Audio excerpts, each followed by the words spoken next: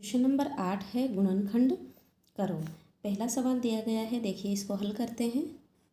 देखिए 125 को हम लिख सकते हैं 5 और x को लिख सकते हैं x और इसका क्यूब लगा दिए। 8y क्यूब, इसको हम 2y क्यूब लिख सकते हैं। हम जानते हैं x cube minus y cube बराबर x माइनस वाई गुणा x square plus x y plus y square होता है। तो हम इसको इस तरह से खोल सकते हैं।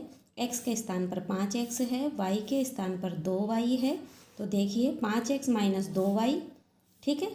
और यहाँ पर x स्क्वायर कर रहे हैं तो 5x का स्क्वायर प्लस एक्स वाई अर्थात 5x प्लस 2y हो जाएगा, प्लस वाई स्क्वायर है अर्थात 2y का स्क्वायर हो जाएगा। देखिए इसको ऐसे कैसे लिखा है, 5 का स्क्वायर 25 एक्स स्क्वायर प्लस 5 दूनी 10 एक्स वाई प्लस 2 का स्क्वायर 4 और y का स्क्वायर वाई स्क्वायर, और यही हमारा आंसर है, ठीक है। अगला सवाल है 9x square plus 6xy plus y square. इसमें देखिए एक्स स्क्वायर का गुणांक 9 है और वाई स्क्वायर का गुणांक 1 है, दोनों को गुणा करने पर 9 आया।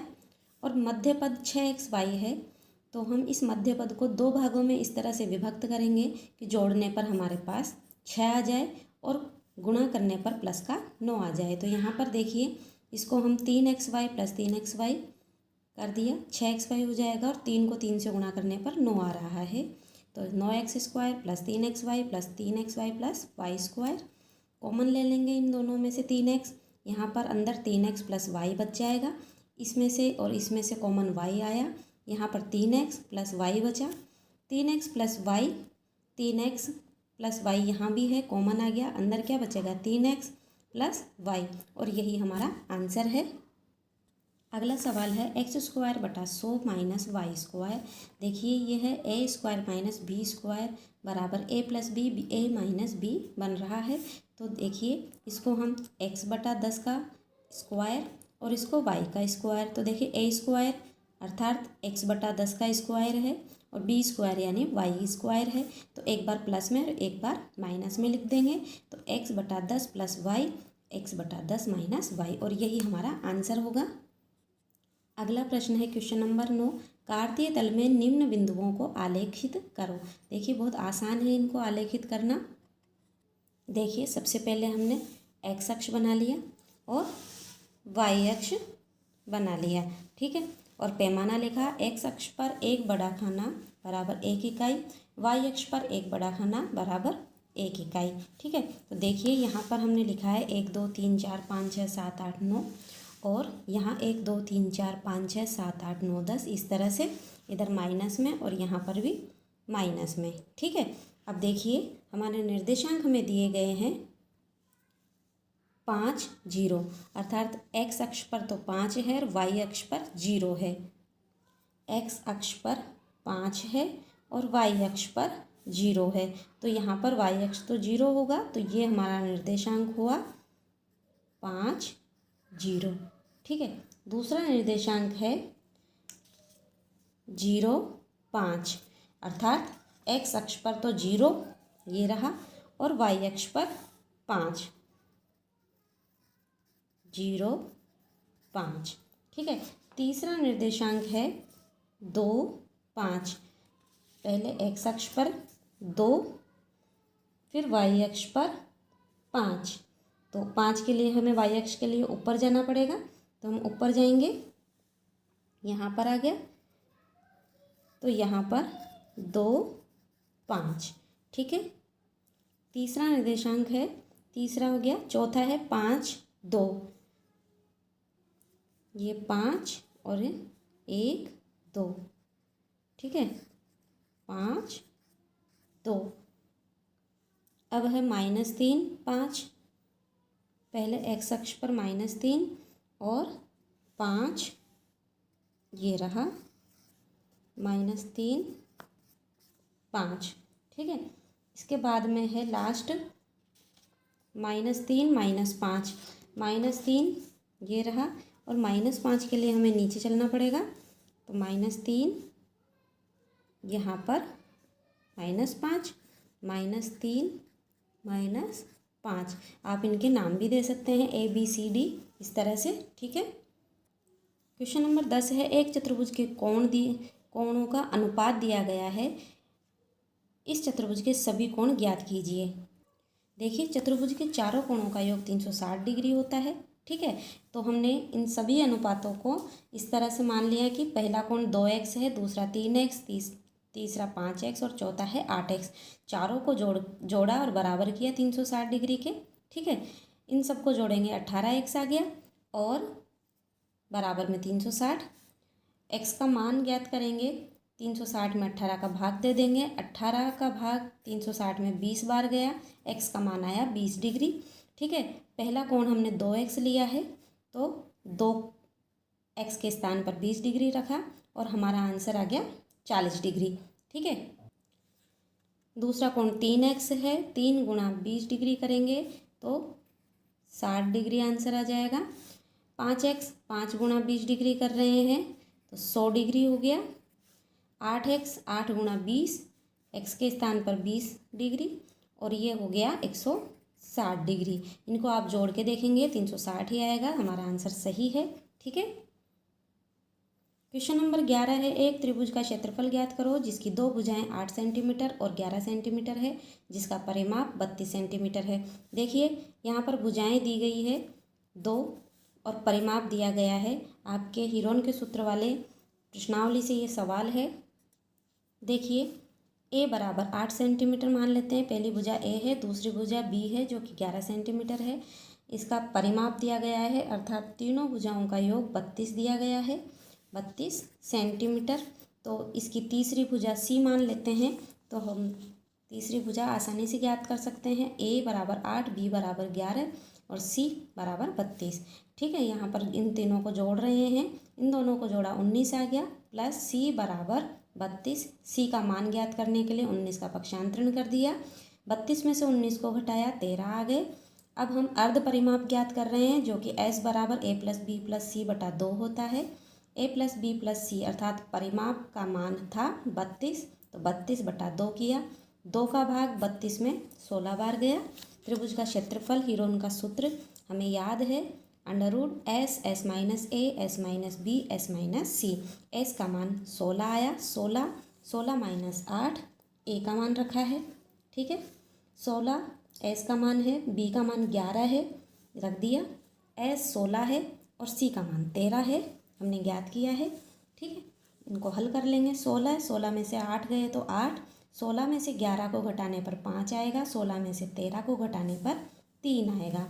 16 को हम लिख सकते हैं 4 गुणा 4, 8 को लिख सकते हैं 2 गुणा 2 गुणा 2, 5 को 5 ही लिखेंगे और गुणा 3। ठीक है, अब देखिए वर्गमूल कर रहे हैं तो इनमें से एक ले लिया बाहर 4 और इन दोनों में से ले लिया 2। ठीक है, तो यहाँ पर अंदर बच जाएगा 2 गुणा 5 गुणा 3। ठीक है, इनको हल कर लेंगे, 4 दूनी 8 और अंडर रूट में 2 पंचे 10, 10 गुणा 3 करेंगे 30 आ जाएगा और सेंटीमीटर स्क्वायर, यही हमारा आंसर होगा। क्वेश्चन नंबर 12 है, नीचे दिए गए समीकरण के रूप में ax plus b y plus c बराबर 0 के रूप में लिखिए और प्रत्येक स्थिति में a, b और c के मान बताओ। देखिए 1 2 3 4 सवाल है। देखिए इससे इसकी तुलना करनी है तो इसका भी पक्षांतरण करके हम इधर लाएंगे क्योंकि बराबर में 0 है तो ये हो जाएगा माइनस इधर आकर और बराबर 0 लिख देंगे अर्थात इस तरह से। ठीक है, अब देखिए a बराबर मान हो जाएगा 2, b का मान 3 और c बराबर -4.37, यही आंसर है।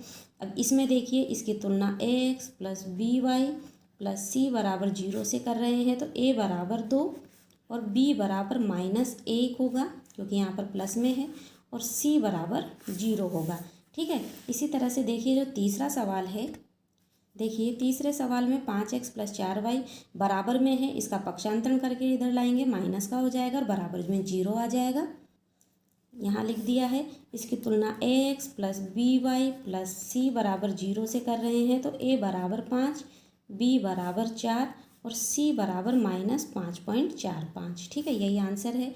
इसी तरह से जो अगला सवाल है उसमें यही दिया गया है तो a बराबर 1, b बराबर -7 और c बराबर -5 हो जाएगा, इससे हमने तुलना कर ली। ठीक है, और ये इस तरह से ही आंसर आएगा। ठीक है, अगला सवाल है क्वेश्चन नंबर 13। Px बराबर यह दिया गया है, इसमें से P0, P1 और P2 ज्ञात कीजिए।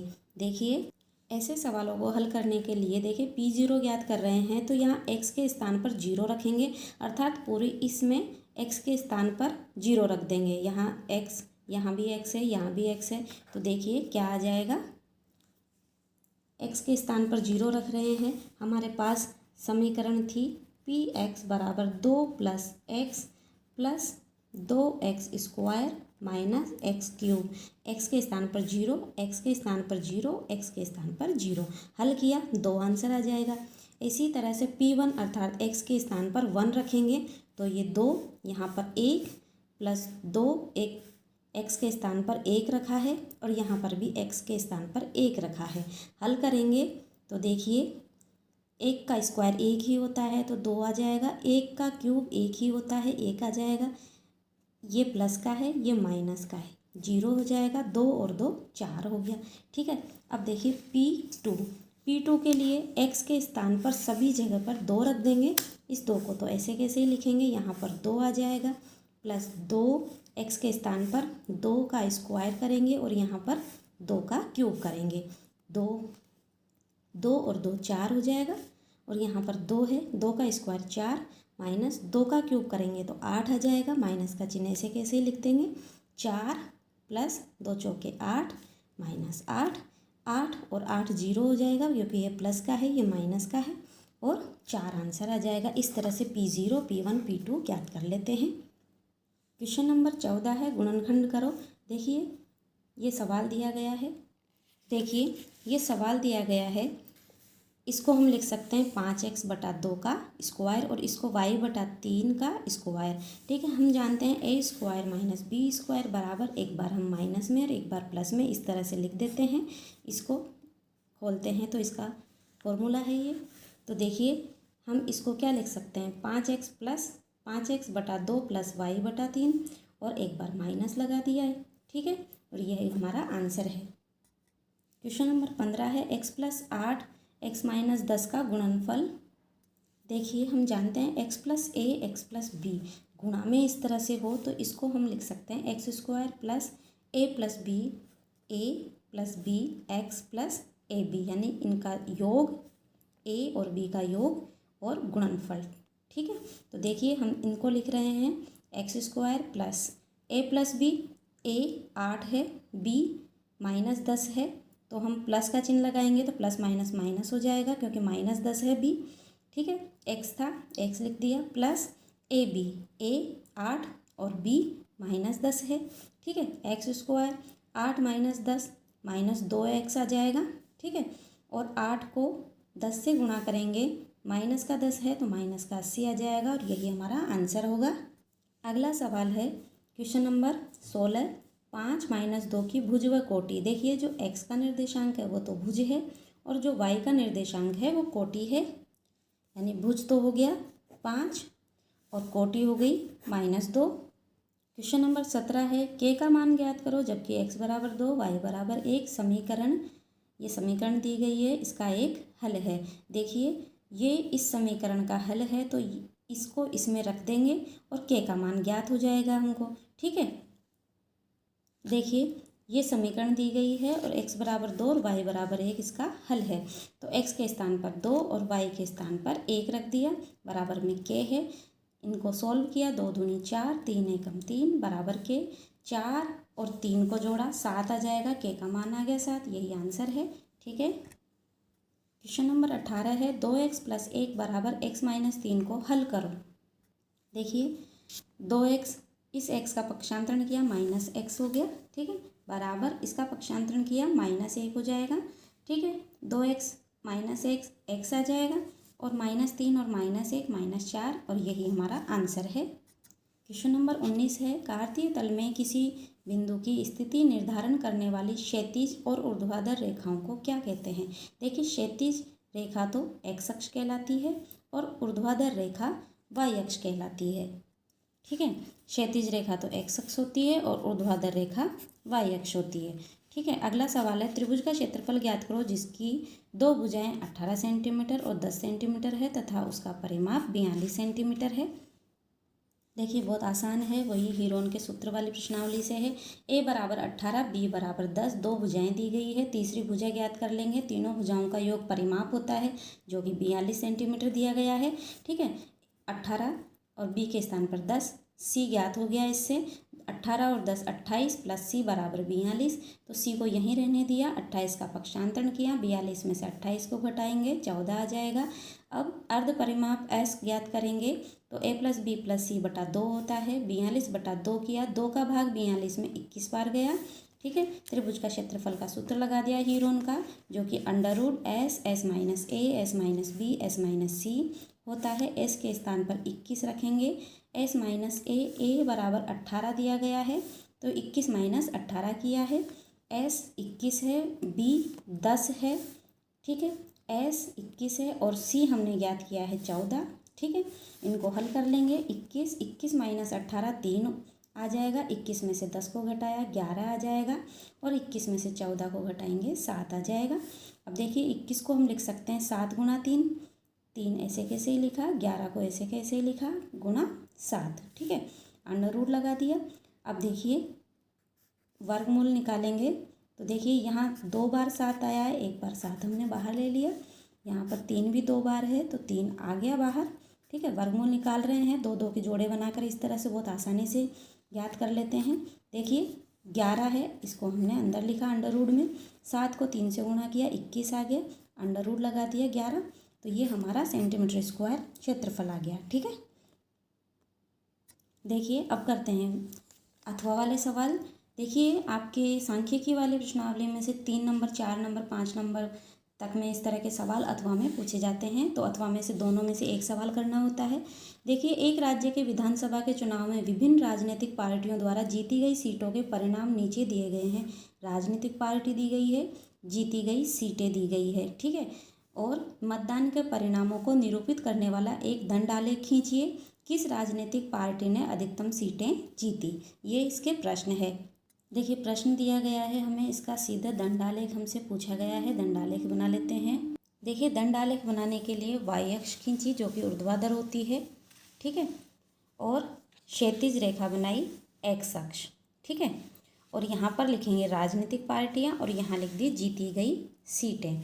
ठीक है, अब देखिए पैमाना, एक बड़ा खंड अर्थात 1 सेंटीमीटर बराबर एक पार्टी एक्स अक्ष पर लिखा है। ठीक है, वाई अक्ष पर एक बड़ा खंड अर्थात 1 सेंटीमीटर बराबर 10 सीटें लिखी है। ठीक है, तो देखिए यहाँ पर हमने राजनीतिक पार्टियाँ हैं हमारे पास A B C D E F लिख लिया एक्स अक्ष पर।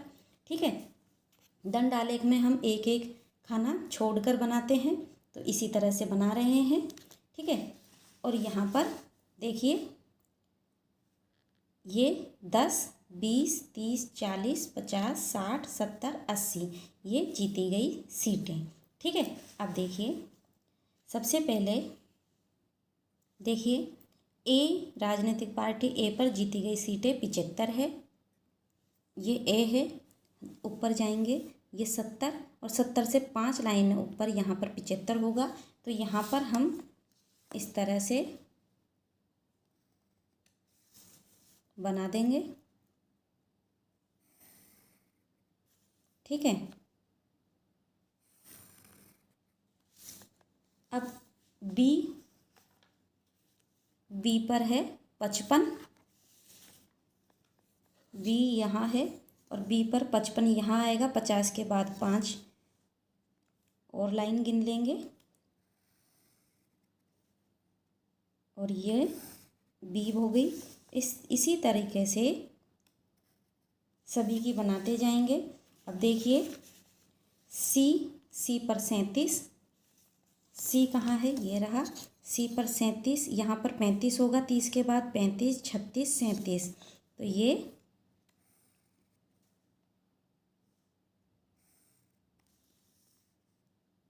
ये 37 हो गया। ठीक है, इसके बाद डी है और डी पर 29 है, तो देखिए 30 से एक नीचे 29 होगी।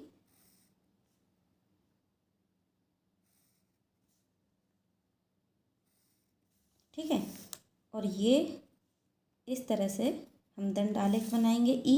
ई पर दिया गया है जीती गई सीटें 10 और एफ पर 37।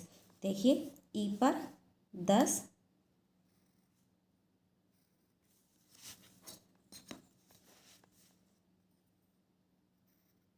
और ये एफ पर 37। 37 के लिए देखिए यहाँ पर 30 है, फिर 35 यहाँ होगा, 35 के बाद 36 और 37, 2 लाइन और ऊपर चलेंगे। एक बड़े खाने में 10 लाइनें होती है, 10 सीटें हमने मानी है पैमाने पर वाई अक्ष पर, तो एक लाइन एक बनाएगी एक सीट को, ठीक है। और एक पूरा बड़ा खाना 10 सीट को बताएगा, ठीक है। तो ये हमारा दंड आलेख बना। अब इसके प्रश्न देखते हैं। पहला प्रश्न, तो मतदान के परिणामों को निरूपित करने वाला एक दंड आलेख खींचिए। खींच लिया। किस राजनीतिक पार्टी ने अधिकतम सीटें जीती, ठीक है।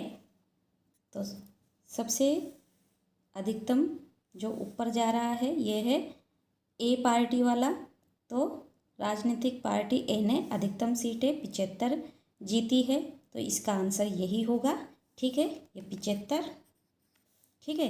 यहाँ पर 55, यहाँ पर 37, 29, 10 और ये 37, ठीक है। इस तरह से हमें दंडालेख बनाना है और इनके आंसर दे देने हैं। देखिए एक और सवाल देखिए। नीचे की सारणी में 400 नियॉन लैंपों के जीवन काल दिए गए हैं। देखिए जीवन काल है, लैंपों की संख्या है। यहाँ पर एक आयत चित्र की सहायता से दी गई सूचनाओं को निरूपित कीजिए और कितने लैंपों का जीवन काल 700 घंटों से अधिक है। ये सांख्यिकी का आपके प्रश्नावली का सवाल है। सांख्यिकी की प्रश्नावली में मैंने आपको करवाया है। जीवन काल दिया है यहाँ पर। ये वाला सवाल मैंने आपको सांख्यिकी की जो प्रश्नावली का वीडियो है उसमें मैंने करा रखा है, तो उस वीडियो को देख के इसका हल ज़रूर देखें। डिस्क्रिप्शन बॉक्स में इसका लिंक भी है।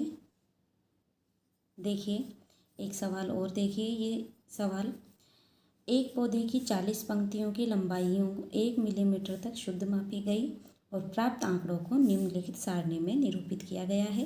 देखिए यहाँ पर लंबाई मिलीमीटर में और यहाँ पर पंक्तियों की संख्या दी गई है। जब आप इस सवाल में ध्यान से देखेंगे तो देखिए 118 से 126, 126 से यहाँ से शुरू होना चाहिए था, लेकिन 127 से 135, फिर 136 से 144, तो यह अंतराल सतत नहीं है। तो हम इसके लिए क्या करते हैं, सतत अंतराल बनाने के लिए जो निम्न सीमा है 118, इसमें से तो 0.5 घटा देंगे और उच्चतम सीमा 126 में 0.5 जोड़ देंगे। इसी तरह से सभी में से निम्न सीमा में से 0.5 घटाएंगे और उच्च सीमा में 0.5 जोड़ देंगे। तो हमारी सारणी इस तरह से बनेगी। देखिए 117.5, 118 में से 0.5 घटाया, ठीक है, और 126 में 0.5 जोड़ दिया, ठीक है। इसी तरह से 127 में से 0.5 घटाया, 126.5, और यहाँ 135 में 0.5 जोड़ दिया। तो यहाँ से अब ये निम्न सीमा बन जाएगी और उच्च सीमा में हम 0.5 जोड़ते हुए जाएंगे। यह निम्न सीमा हो गई और उच्च सीमा 153 थी, 153.5 हो गई, ये निम्न सीमा हो गई। और उच्च सीमा 162 थी, तो यहाँ पर 162.5 हो गया। अब ये निम्न सीमा है तो उच्च सीमा में 0.5 जोड़ रहे हैं, ये निम्न सीमा हो गई और 0.5, तो क्या किया है, निम्न सीमा में से 0.5 घटाया है और उच्च सीमा में 0.5 जोड़ा है। और यहाँ पर तो ऐसे कैसे लिख दिया है, ठीक है। प्रश्न पूछा गया है, दिए हुए आंकड़ों को निरूपित करने वाला एक आयत चित्र खींचिए, ठीक है। तो सबसे पहले हम आयत चित्र बना रहे हैं। देखिए ऊर्ध्वाधर रेखा वाई अक्ष बना लेंगे, ठीक है, क्षैतिज रेखा एक्स अक्ष बना लेंगे। अब देखिए हमारे सबसे पहले वाई अक्ष बना लेंगे, ऊर्ध्वाधर होती है जो, ठीक है। वाई अक्ष पर पैमाना 1 सेंटीमीटर बराबर 1 पत्ता, अर्थात यहाँ से 1, 2, 3, 4, 5, 6, 7, 8, 9, 10, 11, 12, 13, इस तरह से पत्तों की संख्या लिखेंगे, ठीक है। और क्षैतिज रेखा एक्स अक्ष बनाएंगे। यहाँ लंबाई मिलीमीटर में है तो हम यहाँ पर देखिए 126.5 में से 117.5 घटाते हैं तो 9 का अंतराल आ रहा है। यहाँ पर 9 का डिफरेंस है सभी में, तो हम यहाँ पर एक्स अक्ष पर एक बड़ा खाना या 1 सेंटीमीटर बराबर 9 मिलीमीटर मान लेंगे। ठीक है, यहाँ पर ले लिया पैमाना। अब देखिए हमें आयत चित्र बनाना है तो हम यहाँ से यहाँ तक इसमें ये जो जिगजैग ग्राफ बनाया है इसका मतलब ये हुआ कि इससे पहले की जो पैमाना है वो सारा इसमें समा गया है। ठीक है, और इसके बाद में हमने जो ये लिया है ये आयत चित्र के लिए इनमें डिफरेंस समान है, तो हम इसको यहाँ इससे मूल बिंदु 0 0 से इस तरह से जिगजैग बना सकते हैं। ठीक है, हम 117.5 से शुरू कर रहे हैं तो इसके पहले का इस जिगजैग ग्राफ के द्वारा हम दिखा देते हैं इस तरह से। ठीक है, अब देखिए हमारे पास सारणी है 117.5 से 126.5 पत्तियों की संख्या 3 है, तो इसको बनाने के लिए 117.5 से 126.5 पे 3 यहाँ इस तरह से स्केल को लेंगे और ये आयत बना देंगे। ठीक है,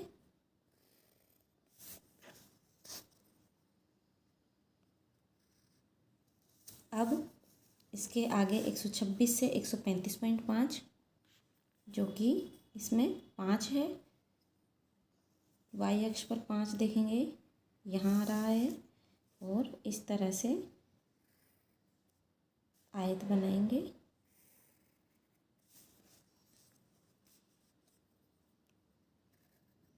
ठीक है, 135.5 से 144.5 में 9 आ रहा है, इसको बनाएंगे। 135.5 से 144.5 9 यहाँ पर होगा।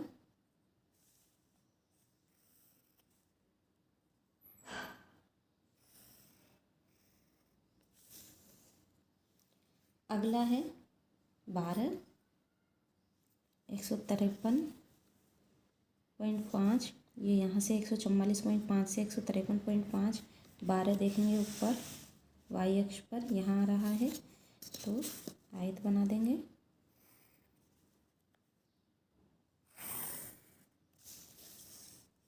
और ये आयत बन गया। 153.5 से 162.5 में 5, 153.5 से 162.5 इसमें 5 वाई अक्ष पर चल रहे हैं, यहाँ पर होगा और ये बन गया आयत। ठीक है, यहाँ पर 162.5 से 171.5 में 4 और 171.5 से 180.5 के बीच 2। ठीक है, दोनों को बना लेंगे। यहाँ से यहाँ तक 4, ये बना लिया हमने। ठीक है, इसके बाद है 171.5 से 180.5 2, तो ये यहाँ पर 2 आ जाएगा।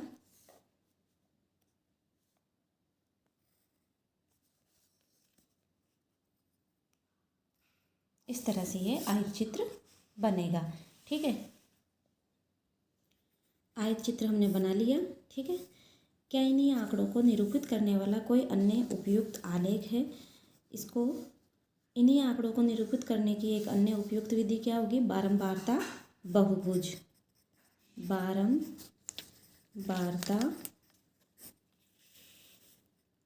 बहुभुज। ठीक है, क्या यह सही निष्कर्ष है कि 153 मिलीमीटर लंबाई वाली पंक्तियों की संख्या सबसे अधिक है? देखिए, हमसे पूछा गया है कि 153 मिलीमीटर लंबाई वाली पंक्तियों की संख्या सबसे अधिक है क्या?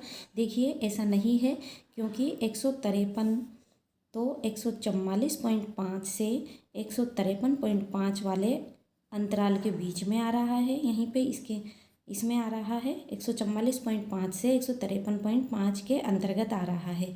ठीक है, अतः इस वर्ग की बारंबारता सबसे अधिक है, देखो सबसे बड़ा है। ठीक है, परंतु ये आवश्यक नहीं है कि 153 मिलीमीटर की लंबाई की पंक्तियों की संख्या सबसे अधिक हो।